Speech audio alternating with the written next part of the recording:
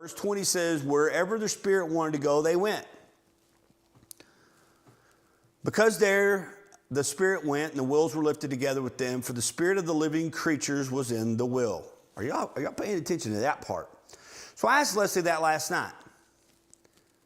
Is our spirit similar to that idea? I mean, what's interesting about it is you can see the Spirit separate from the creatures. But what happens when we die? We're separated from the Spirit. Our body. Your spirit and your soul goes to be with God. Your body stays here. They call it a state of sleep for the church. But if you die, the Bible says to be absent from the body is to be present with the Lord. So the body stays here, but the spirit and the soul go to be with God. So much like these creatures, their spirit and soul, it's separate also. It's just, you could see it. Ezekiel could see it. So it tells them that the spirit of the living creatures was in the wills. When those went, these went. When those stood, these stood. And when those were lifted up from the earth, the wills were lifted up together with them. For the spirit of the living creatures was in the wills. Now, Amir says to battle against taking God for granted, we must ensure that we include worship in our daily times with the Lord. What is worship, Andrea? Is it singing songs in the morning? Can it be? What else can it be? Prayer. Yeah? What else? Anything that gives glory. Anything that gives glory. Yeah, it could be something as simple as making bread. It could be making breakfast this morning. Worship is really, it could be an act of kindness. It could be your tithing. They're all forms of worship. They are times that we have devoted to God. Reading the Bible, if you're studying the Bible, there you go. This right here is a time of worship. It's the time devoted to God.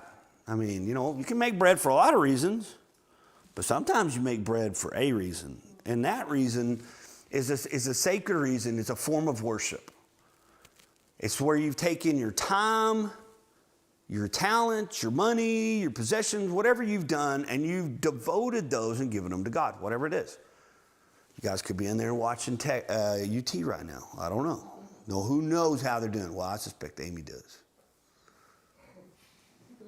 She's probably got a little screen at the very top of this Bible app. Yeah.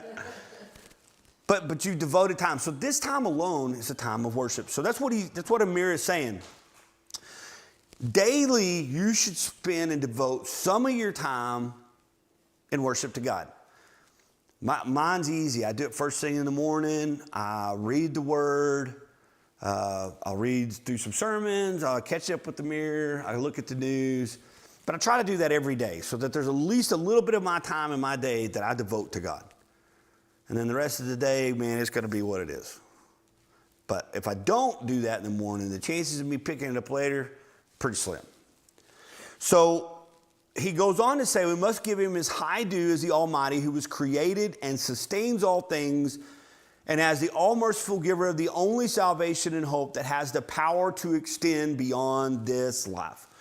Now, we do not know how many types of cherubim and seraphim exist in God's heavenly realm. In fact, give me the names of the only two that we know. Michael and Gabriel. Well, you're really fast today, Brad. Are you trying to make up for this third month of Nissan? It's the third month. Okay, all right. Yeah, the thing is we know horses exist in heaven, but I suspect there are many other things that have not made their way into the pages of the Bible that we're going to see and experience. The angels really aren't the point of the opening chapter. What's above the head of the angelic beings is an open space that the Bible calls a firmament. In the New King James, they call it an expanse in the ESV, a vault in the NIV, and the Hebrew word itself, rakia, which means to beat out or to spread out. The word rakia is used in Genesis 1:6 to describe the division between God's separation of the waters below and the waters above. Now, something tangible is what Ezekiel means by the word firmament, for the seat of God to rest.